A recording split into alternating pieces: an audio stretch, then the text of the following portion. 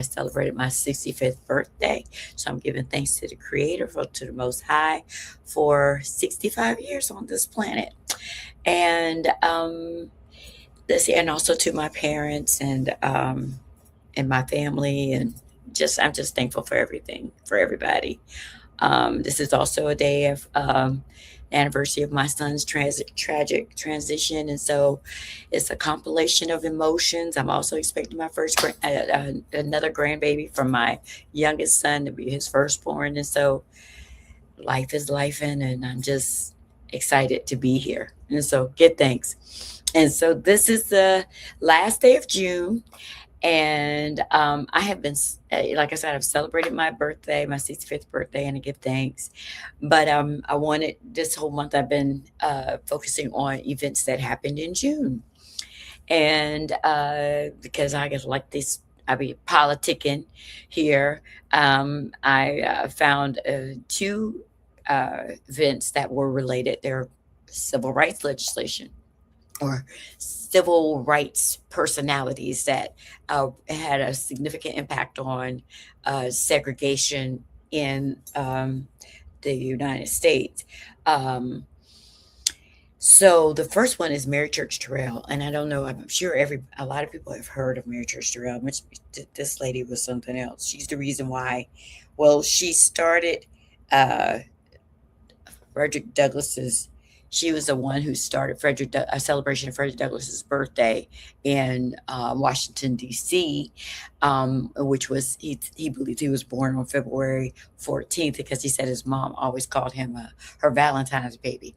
So he really didn't know the exact date, but he said, let's say the 14th. So she said, well, let's just honor him. And so his birthday every year. So she started this holiday for Frederick Douglass. And then later on, Dr. Carter G. Woodson came along and said, well, look, let's just turn it into a week. And that's how we got Negro History Week. And so now, of course, it later, I think because of Jesse Jackson, it turned into Black History Month. And now we just like Black History 365. I think I've heard a couple people say that. I'm not sure who started it, but that's where I live in that space. But Mary Church Terrell was the first person to get I think a holiday for Black people. And even though Frederick Douglass's birthday, it's still celebrated in February, but it wasn't a national holiday. But we got a whole month, and it was all because of this lady, Mary Church Terrell. She's the one that got that thing started. Well, the other thing she got started was she wanted. She was also very determined to end segregation, and she lived in D.C., Washington D.C., and she was like, "We got to get rid of this. Um, how we having segregation in the capital, in the District of Columbia." So she said, she'd been working at Dunbar High School, and as she was a teacher, she was over there with Dr. Carter G. Woodson, and that's how a lot of this stuff got started. But on June 8th, 1953, Mary Church Terrell started an anti-segregation campaign, and her hard work paid off. On June 8th, 1953, the Supreme Court, with an 8-0, it was a unanimous decision, got rid of segregation in Washington, D.C. Now, Miss Washington, Miss Mary Church Terrell, was in her 80s when she said, I'm tired of being mistreated at these restaurants in Washington, D.C. I'm going to do something about it. So she must have started talking to people, and apparently she got the ear of Mr. Charles, what was his name? Charles Hamilton Houston. Charles Hamilton Houston. And I should have had a picture of him. I'm gonna find one while I'm talking, because that man too is a powerhouse. That man, oh my goodness.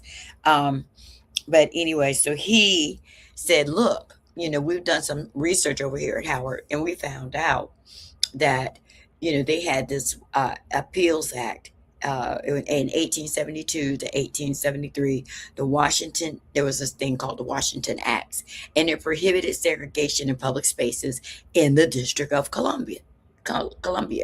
So, mind you, this is 1853, and she was like, huh, or 1850 or whatever. So, this is like 70, what is it, how many years? It was a lot of years, not quite 100, but maybe 70, 80 years since those laws were written.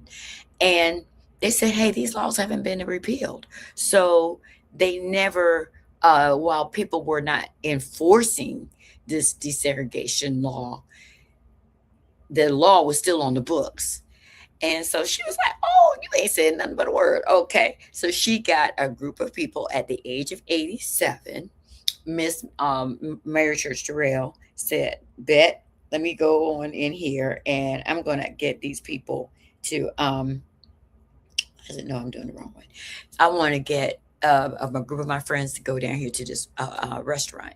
So the restaurant they chose was the Thompson restaurant. Oh, let me go back to my pictures so I can show you the Thompson restaurant. So this was the Thompson restaurant back in the day. Thompson's Diner, Thompson's restaurant. And that's what it looked like back in the day. And so my girl said, let's go in here and let's request seating. When they got there, all they wanted them to do was say no. They did not have any intention of eating food. They already knew they're going to say no. So, and that's what they did. She was like, thank you very much. So then she went with her group of people and filed a complaint against them. She served as a chair on Washington's coordinating committee, which fought discriminatory practices. So she was informed by this guy, Charles Hamilton Houston, that the law was enforceable. So that's what she did. So then I'm trying to think, what did she do?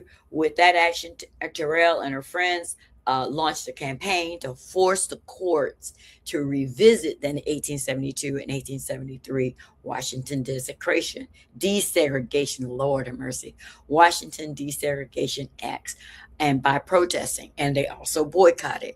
And then they tried to make it an economic issue by saying, hey, we're going to make sure you lose money if you do not integrate these or desegregate your restaurants. And of course, so it escalated. Now, of course, you had the white nationalists, right? I'm not calling them Christians or these white segregationists because they are not Christian. They're trash. Of course, the segregationists rallied behind the Thompson lobbying Congress.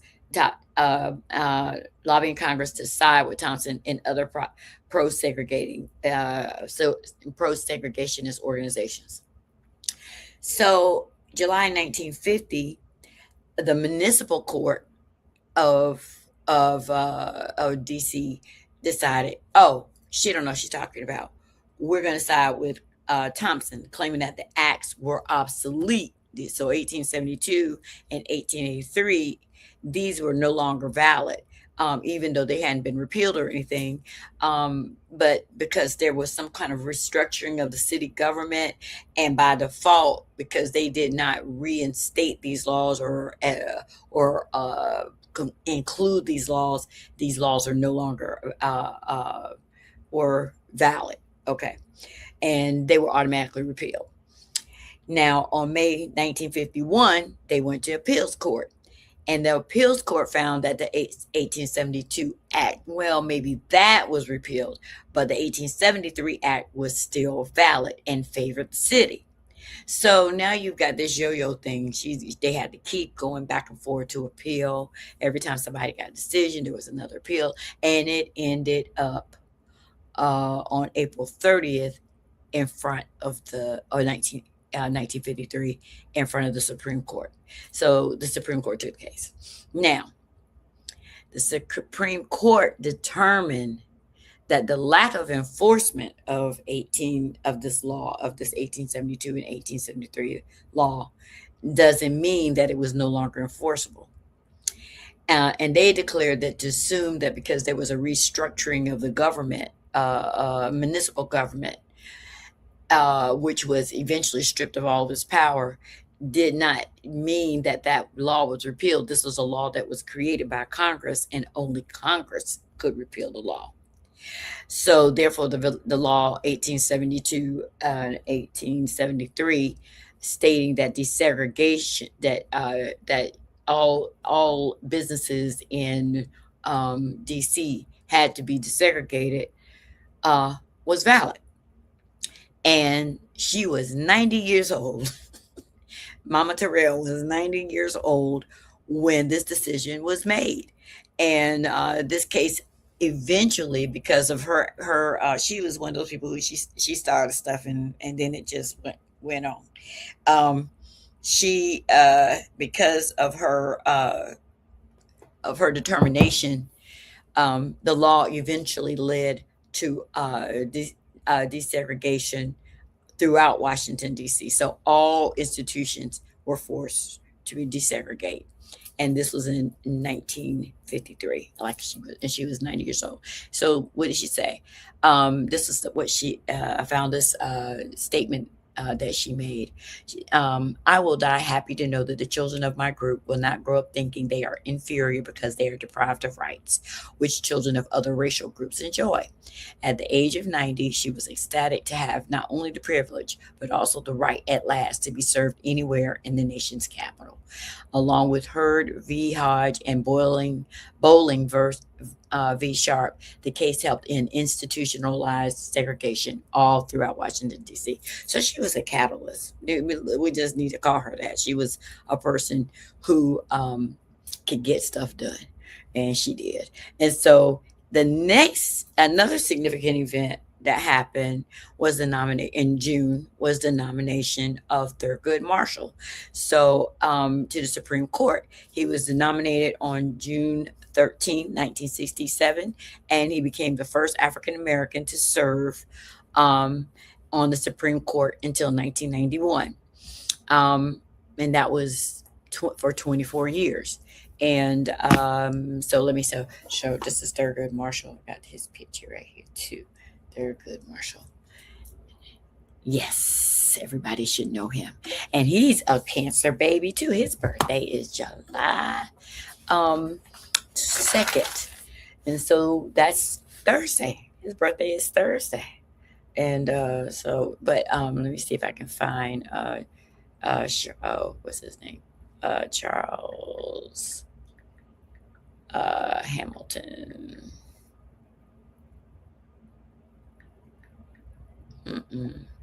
Houston. Here he is. Oh my goodness. Mr. Houston was not playing no games. That's Mr. Houston. So, baby Thurgood, Baba Thurgood Marshall was a legal warrior for African Americans. He was born in Baltimore, Maryland. His father, William, was a Pullman porter, just like my grandfather, and his mother was a teacher, like my mom. And both of them had very high expectations. And there is also legend that his great grandfather was a Congolese man who was able to self-emancipate. He freed himself at some point. So, but William and Norma Marshall had high expectations for him, and he graduated from Lincoln University in 1930 and attended Howard University Law School and graduated first in his class. And his mentor was the famous, like I said, Charles Hamilton Houston, who, oh my God, this man, they say he's the man who killed Jim Crow. This brother was not playing. And he was inspired by African American lawyers to become social engineers rather than just lawyers. He joined the NAACP and became chief legal counsel, and in that position, encouraged his staff to only litigate cases that would attack the institution of segregation. And in 1940, Marshall founded the Legal Defense Fund as an extension of the NAACP.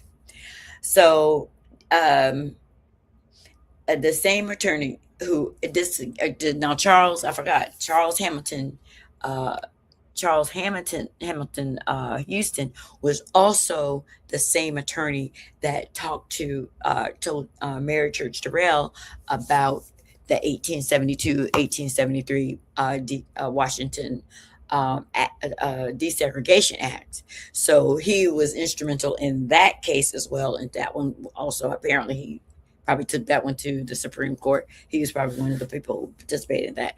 I didn't find that out for sure, but I'm just presuming he probably was. Um, Thurgood Marshall argued before the Supreme Court 32 times. And out of that 32, he won 29 of his cases. That is amazing.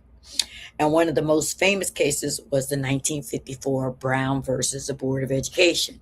Now, we got to go find my girl, Polly Murray, because she was the brains behind that one, right? Miss Polly Murray. Polly Murray is from right here in Durham, North Carolina. Beautiful lady she was. Okay, Polly Murray.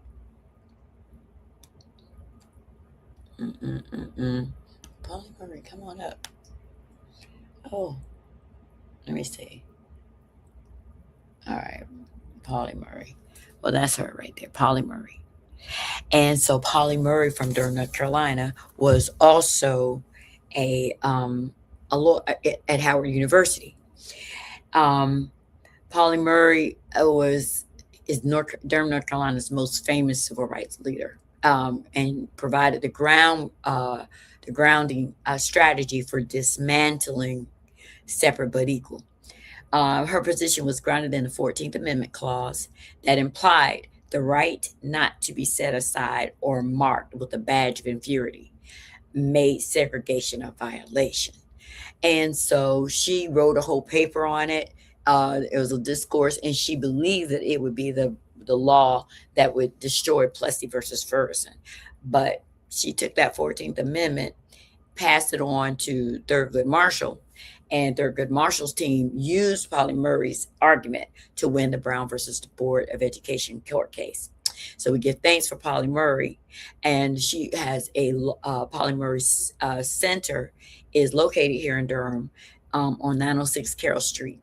And I have not been over there yet. I have made several plans, but after doing this, I think I definitely will go over there. Maybe do some more research about her. Maybe present her in July.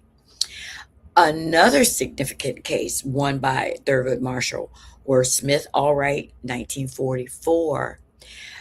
States could not prohibit black voters from primaries, and so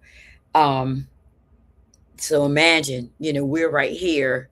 There's a lot of this legislation that gave us these rights that we have now were in the 1940s. I had no idea. He won that case, that no place in the United States could prohibit black voters from voters from primaries. So we were able to choose our own candidates. Then in 1948, Shelley versus Kramer, he struck down race-based restrictive housing covenants. And so that meant that people would be able to, I'm assuming that these restrictive covenants were who could live in these communities, right? Who you could sell your houses to. And so he was instrumental in getting those down. So yeah, real estate, how they work to run with the land, meaning they are permanently recorded on a deed and by an offer future property owners, not just the original buyer. So you can you can't, when you go into these HMOs, I guess no, is it homeowners? HO some kind of word. I can't remember what it is, but you cannot, you have to follow whatever they tell you about how you can paint your house, homeowners associations, that's what they are. And they tell you, your grass can't be but so tall and all that foolishness. But he struck down race-based restrictive housing covenants, which meant that you couldn't sell your house to black people. So he got rid of that one. Then in 1950, Sweet versus Painter, separate facilities for Black professionals and grad students became unconstitutional. So that meant that you could not have separate bathrooms, separate gymnasiums, separate swimming pools. You could not do that anymore, and so they were attacking separate but equal uh, on several levels. And so this one, 1940, 44, 1948, 1950. Now, the other thing he did, now this was his first case. They said one of Thurgood Marshall's first legal cases that he won was against the University of Maryland.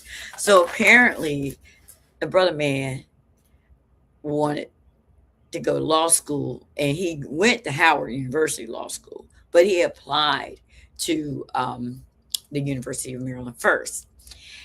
And they said, no, you can't come because you're Black. And he was like, okay. He went ahead, and like I said, he graduated number one in his class at Howard University Law School and went on to win 29 of his 32 cases. They felt some kind of way. They should have let him. They can't take no credit for none of that. But he was refused because he was Black. And so cancers, we're going to get our revenge. We may not go and, destroy your whole space, but we're going to sit back and wait for an opportunity. and so it will be a sneak attack.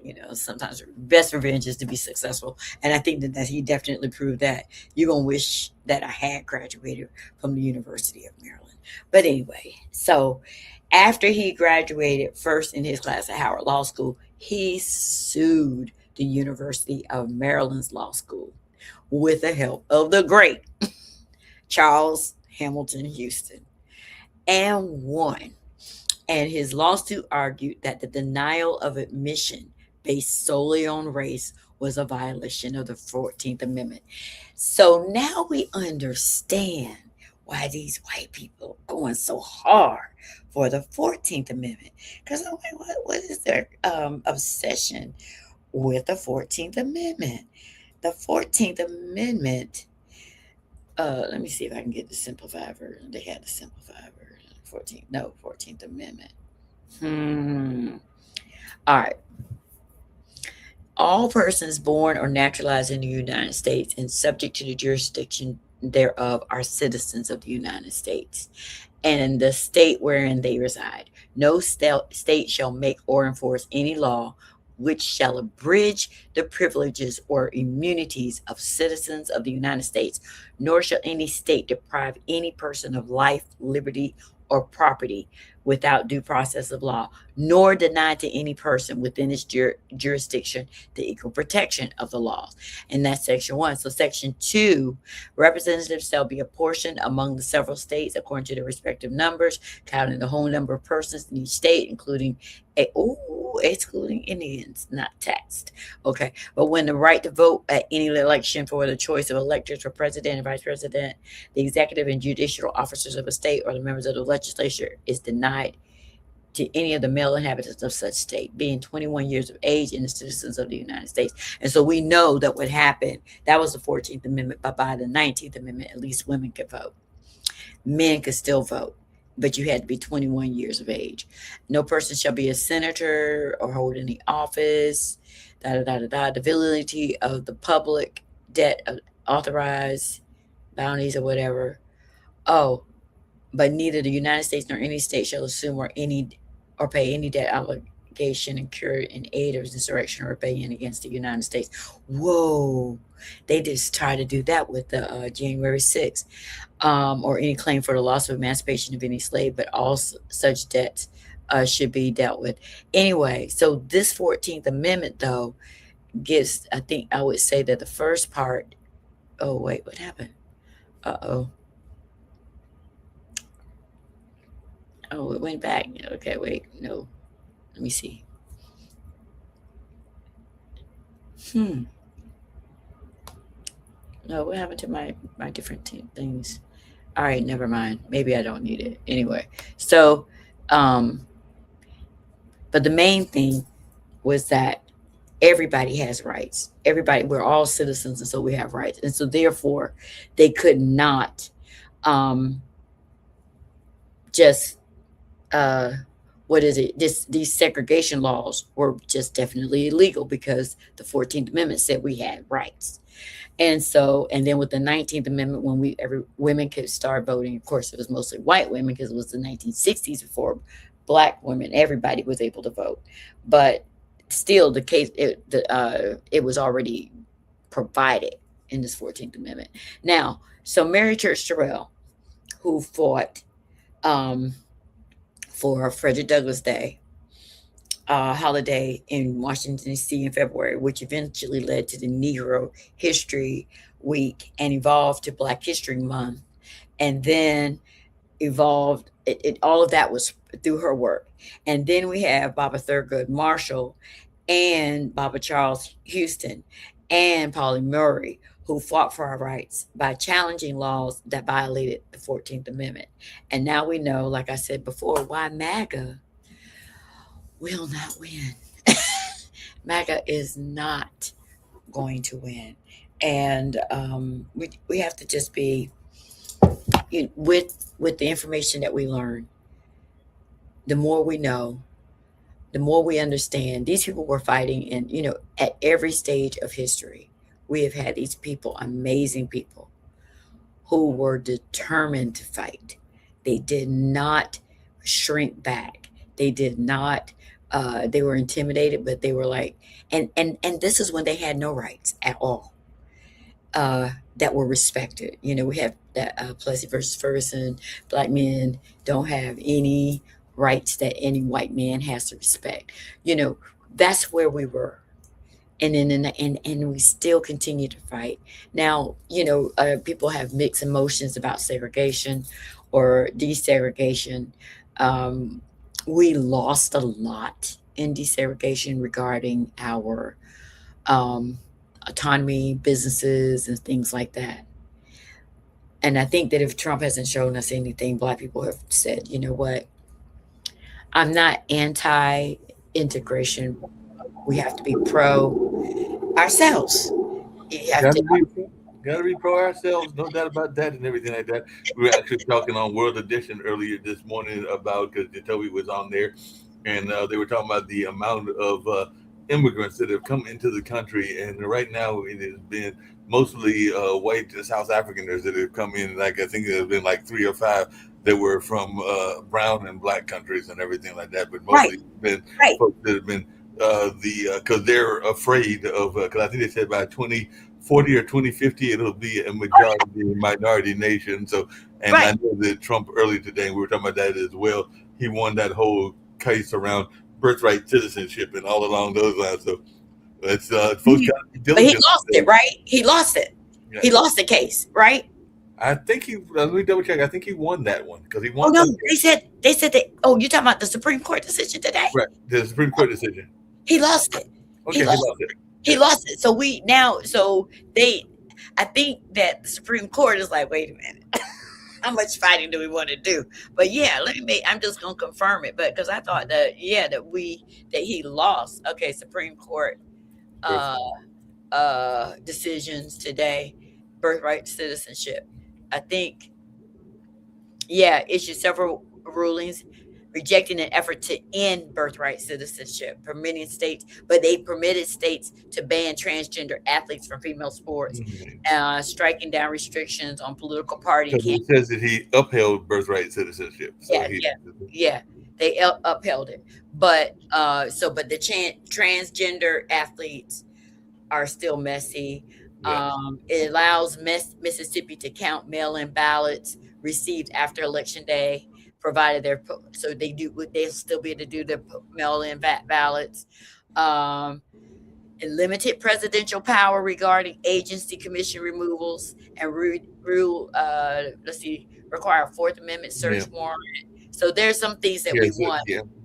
but it was a mixed bag. Yeah. Because I'm seeing. Yeah, it says it ruled that all children born in the United States are citizens upholding what has been one of the country's bedrock principles for more than 125 years, and Yeah. handing President Donald Trump a loss on one of his top priorities. So yeah, it definitely. Trump signed an executive order the first day of his second term that limited citizenship to children born to citizens or legal permanent residents rather than tourists or undocumented immigrants. But the High Court has interpreted the Constitution's 14th Amendment, ratified in 1868 and upheld in a Right. ruling in Right. 1898, as granting citizenship to all babies born in the country, regardless of their parentage. Mm-hmm. And just imagine that But this is after the the same ruling, day. Yeah. But this is the same day I'm Trump's already writing trying to go Thurgood Marshall. to. Huh? Yeah, yeah, What'd you say? exactly. But Trump's already going into trying to fight him because it said after the ruling, Trump urged Congress to adopt his citizenship restrictions through legislation. So even though the Supreme Court ruled against him, now he wants Yeah. the legislatures to But back. he can't. But he can't do it. So he just talking crazy. But he can't do anything. They've already said no. And so he's Yeah. so stupid. But you know, the whole thing is that this is the reason why we can't be discouraged, because we got our ancestors been fighting this stuff, and like you said, is we have lessons we had to learn, right? The lessons are Oh yeah. okay, so you're over here with these white people, um and it's not all white people, because I have, I have friends that are white, but the thing is that we cannot throw away our stuff this time. You don't throw your own stuff away. Don't throw your we gonna need to have our own schools. We need to have our own banks. We gotta have our own institutions. Our children have to be trained. These people are trying to act like we ain't got no history. That we're second class citizens. Crazy talking about.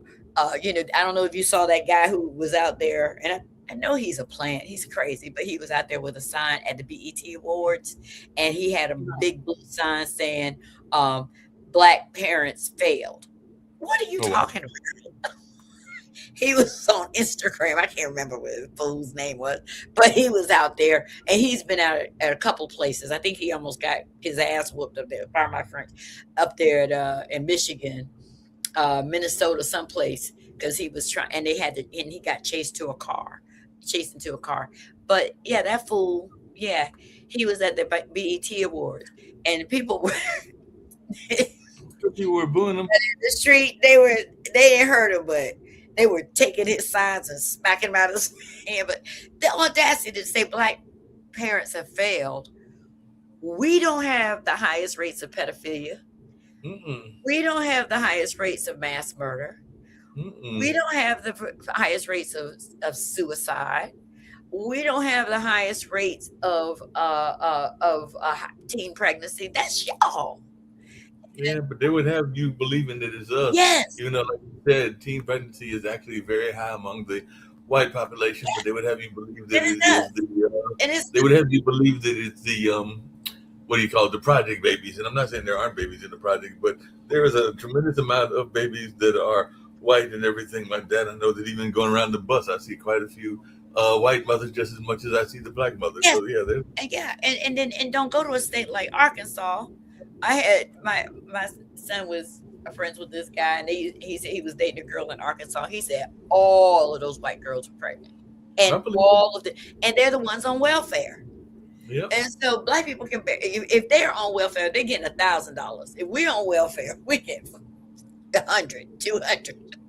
So we can't even get the money. We can't You even get the know, money. we can't even get the money. Oh, but I Yeah. did want to say, look, so my students, we published our first book. It's called Oh, cool. Space Invaders, and it's the story about that they wrote, and all of the illustrations are their illustrations, and I was able to finally get it printed, and so I'm really excited about this book, and finally Sounds get it fun. done. It's really cool. These are third graders, so it's hilarious too, because it's all their little worldview, but they're out here trying to save the world from climate change. You got to save that world from climate change. Climate change is bad. You got to save the world from climate change.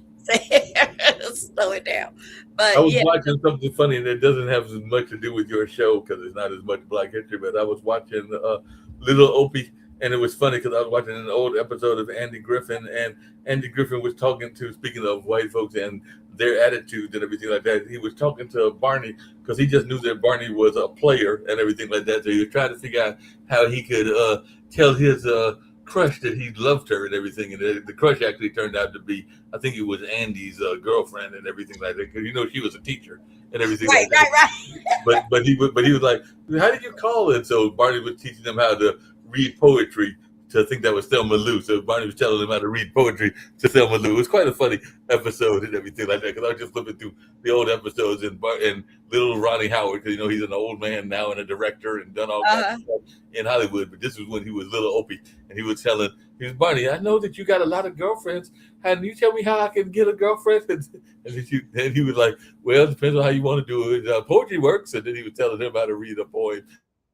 And so he was reciting it was like one of them classic comedies where he was reciting to Opie the lines, and then Opie was telling to the teacher. It was hilarious. It was hilarious. I was cracking up. No, children are comedians anyway. They're and if you just sit and let them go, and at least just in a creative space, you'll be Children amazed. are natural comedians. I told you I've become addicted to this. I think it's Lex Scoop, but it's the New York Alley cats. But it's the cats that are actually, and I'm pretty sure it's a young woman that came up with this routine. But this cats that have this whole routine, they have gone and done a hot air balloon. One of the cats has gotten pregnant with another one of the cats, and they have gone and rated the milk of the cows because they want to get their own milk. So they took the hot air balloon to take it to the cow farm so they could literally milk the cow and everything like that. Hilarious. They Pet Smart, only they call it Pet Smart with CH instead of the regular way of smarting. They did the Trojan dog, so they put themselves in this Trojan dog and wielded it to the cat food store so they could steal the cat food or the catnip. It's hilarious. I'm sitting there going like, y'all have too much good time on y'all there coming up with these crazy routines. But well, whatever makes people happy, as long Exactly. as long as we are pursuing freedom simultaneously, because Exactly. we have to. But I think that we're learning. You can be your own person. You can love everybody, but you cannot abandon. And I really feel like our generation was probably the group of people. We went on into these spaces. We integrated these into these schools, and we were the ones that found out they're really not better than what we were having. We thought they were. We were told that they were, but they really weren't better. The schools were not better. They had more shiny objects. And we've been finding shiny objects. I've actually got a white intern that's been helping me over at Haytime. We've been working for the last 2 weeks, and we found all kinds of artifacts. We found African statues. We found people's nameplates from when they were in office some 30, 40 years ago. We found entire pictures of the Blues Festival. We found that between the Brush Arbor and the church, there was a log cabin. So we found pictures of the log cabin. So there was actually a log cabin because, they bought the land, and then that would have been 1869, and then the church was built in 1891. So roughly around 1880, there was an in-between structure, and that was a log cabin. So yeah, there was a Hayti log cabin where they were having church service before they built the actual church. Get out of And town. we found a picture of the log cabin, and we found a bunch of other images as well. So this is a 2 month project because we've even found entire photo exhibits and everything like that. But we're finding all kinds of fun stuff that was buried in the back. I mean, I think that we found already like 4 art exhibits. So I just sent an email to Diane to see if she's got the contact information for the artists and everything, because some of these artists were Wow. 30 years ago and everything like that. But yeah, we found entire art exhibits. That's crazy. That's awesome, though. Oh yeah. That's awesome. And so, and then you learn about these people. Like, I mean, right now my kids are reading a book about Katherine Johnson. No, we just found a picture about because that's what's hanging out on the wall now. There's a picture of young freedom fighters, and it was basically like we need to remember those that have sacrificed their lives. So it had pictures of the Kennedys, and I think Emmett Till and a number of other folks. But that's on the current exhibit that's at the Hayti right now, and we're going to go on a couple of week break, so it'll be up there for a while. But there was also a picture of Sojourner Truth, Harriet Tubman, and Wow. and Laura Lytle, who I believe was a nurse or something like that. But there was Okay. a number of pictures of famous folks, and there's some that we only hung up about 8 or 9, but there are about 15 or 20 historical figures that were there that we can hang up later, but there are definitely some tied to hate tide, but somewhere like Sojourner. I think there was a picture of Frederick Douglass that we haven't put up yet, and everything like Wow. that. And there was a picture of W.E.B. Du Bois and a number of other folks that were there as well. So there was a number of famous historical pictures, and some of these are older frame photos. Right. And see, man, our history is so deep, Oh yeah. and the people are so, the level of intelligence and determination and just fiery, and we we're like, we're not our ancestors, baby. You right. We're Because they not were their not ancestors, playing. but we They gotta were live. not playing. We need to get out there in them streets like they were. No, and we got to live there, kind of like we might be able to do the same struggles that they did, but we got to honor them and all along those lines. Because I think I told you that my grandmother, in addition to starting that first black library in Raleigh and everything like Hmm. that, the Richard B. Harrison Library, she went to Howard, I think for undergraduate, for her graduate studies. I want to say this was in the 40s. She went to Columbia. So imagine a little light skinned black woman going to Columbia and everything like that. But she was doing that at that time. So there were like folks that were even getting their education at a deep time of segregation, because this would have been like the Right, 40s right. or the 50s. And professors who probably didn't even respect you. No, Um, no, sure. so this story with Katherine Johnson, she's the one who, Cat made those math calculations for them to go into space, right? What's interesting about her is she writes that she, even being a teacher in during the 1930s and 40s was dangerous. Oh, um, yeah, sure. because teachers in schools were being blown up all the time, attacked, burned down, all uh, people's homes. I know there were teachers down. I think was it in Georgia or Mississippi somewhere Mhm. where teachers were the family's house was bombed, and when the children ran out, they shot them. We've had this legacy, but I hadn't heard someone actually say it was dangerous to be a teacher in this country back in the day. Oh, yeah, it was very dangerous to be a teacher and everything like that.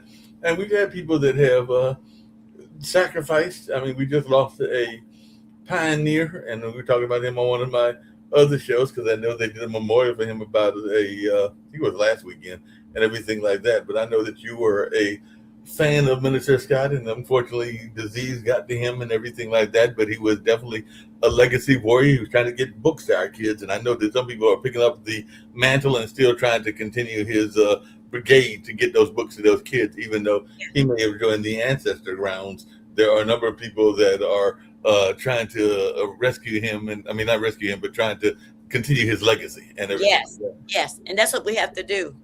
We have to do that.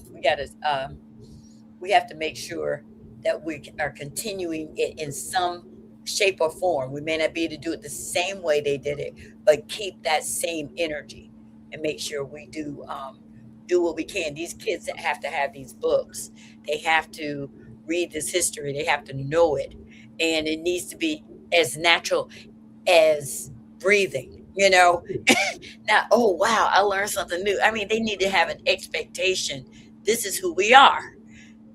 I don't have to be convinced. It's just who we are. It's just who we are. Yeah.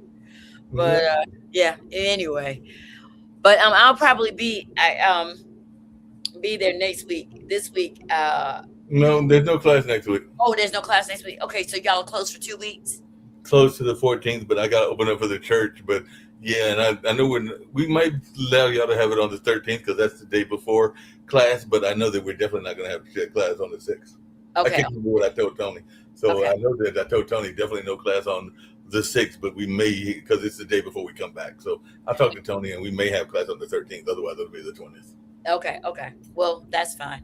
Okay. I had planned to go yesterday, and Right. I can't remember even what. I think we got distracted. Something came up, but Something's yeah, always coming okay. up.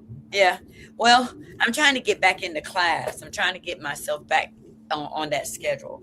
Um, like I said, today is the 30th. This is the day Micah transition, and so I think I was all, and that's probably some of it too. I was just not thinking clearly, but Well, anyway. sometimes we get on our off modes and everything like that. Because I heard you said that, and I don't have any big plans. It'll just be another day, because it's not a milestone when it's not a 5 or a 10. Now, my parents may decide to take me out, or I may decide to do something later and everything like that. But Yeah. the big 6-4 is tomorrow, and I did hear you say, Uh-oh. and I'm still going to do my show because it just happens to follow on 6-4, Yeah. and we had guests lined up and everything like that. But I do hear you say that 6-5, they're good with July 2nd, and I got some friends that were June 30th. I think my friend Linda Sharon was Yeah. June 30th, and Toya Chinsu, who is Yeah. June Yeah, that's 30th. your birthday was too. And, Yeah. and I'm the first, and then I think Thomas I is the first, and I'm pretty sure that Gerard, because we call ourselves Yeah, birthday. they're in the first week. He's at the beginning of the month. Yeah, that's right. Yeah, that's right. Thomas I is July 1, and then Gerard, who runs the John Coltrane Edutainment Festival in Hamlet, Yeah. which is the actual home of John Coltrane. So not the one in High Point, but the other one that's more grassroots oriented. He does that one, and Right. Right. that line. So I know his is July 1st because we'll sometimes go to the national, what's now the International Black Theater Festival. We'll sometimes go to that together, and then when he pops up at Hayti, and his daughter used to have an office at Hayti, he'll be like, "Hey, what's up, birthday twin?" I think he's a few years older than me, because I think Gerard might be, if I'm 64, Gerard might be hitting 68. So I think he's like a year or two older than I am. Yeah. Okay. So you'll be 64 tomorrow then. I'll be 64 tomorrow. Oh, okay. Hey. So I just turned it on the 22nd. I kicked it off for everybody. You kicked it off on the 22nd of June? On the 22nd, yeah. Yeah, that was my birthday week.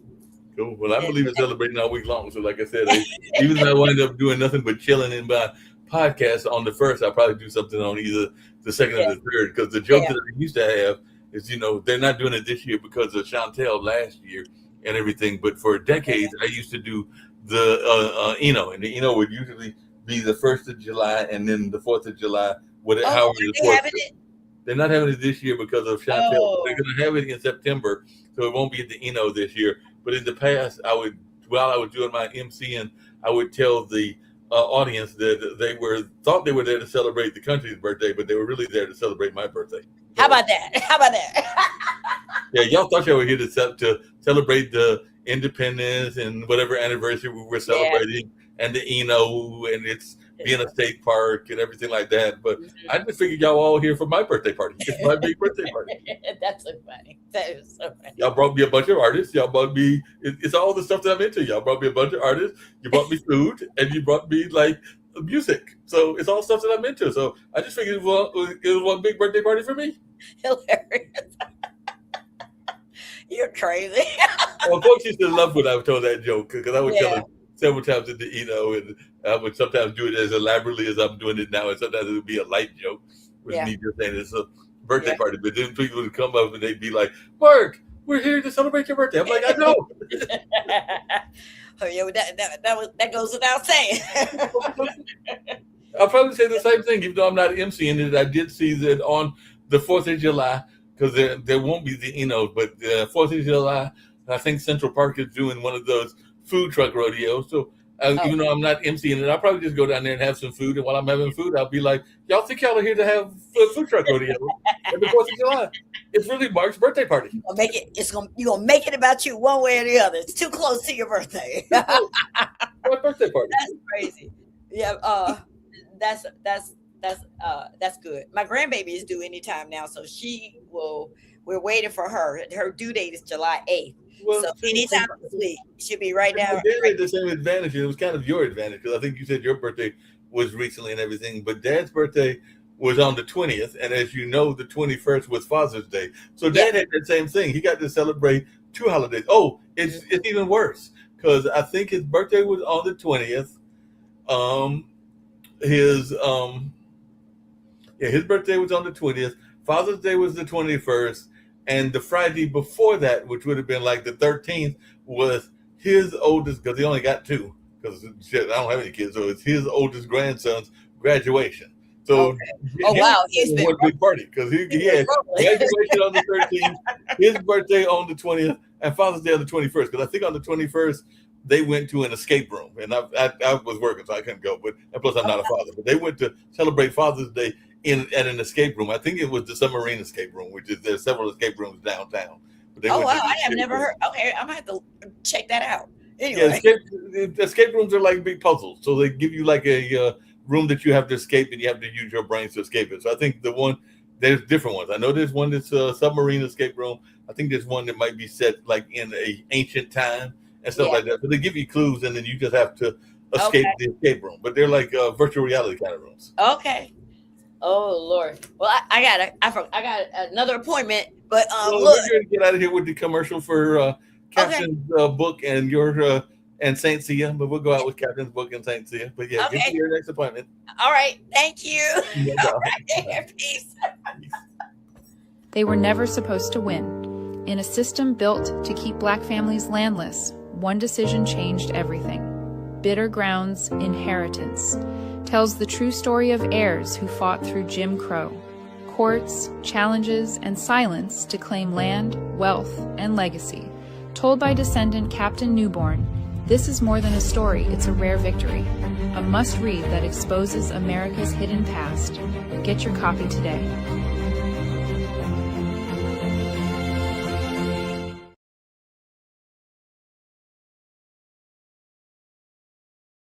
Recognize the excuses are not valid. They're conjured up, they're fabricated, they're lies. And how do you stop the lies? You stop the lies with the truth. And the truth is, you have time. You have the skill, you have the knowledge and the support and the willpower and the discipline to get it done. The fruit of everything good in life begins with a challenge. Everything is uphill this required. And it's not going to come to you, and it's not going to fall in your lap, and it's not going to be something that, oh my God, it just was so simple. It's always going to be difficult. If you want it, you gotta go get it. This is your chance. This is your shot. This is your moment. This is your time. This is your place. This is your opportunity. This is my time. This is my moment. Tomorrow, tomorrow, tomorrow. Ain't no such thing as tomorrow. We only got today. It's your dream. If you wanted to have it, reach your butt up and make it happen. If you wanted to have it, rise and grind. You still got work to do. Stay on that basketball court. Stay on that football field. It's grind season, homie. This is your time to get what you want.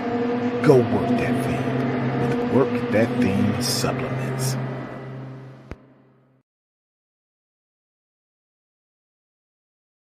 I'm a St. Sya student. Of course I walk into the sound of drums. I'm a St. Sya student. Of course I know my mom.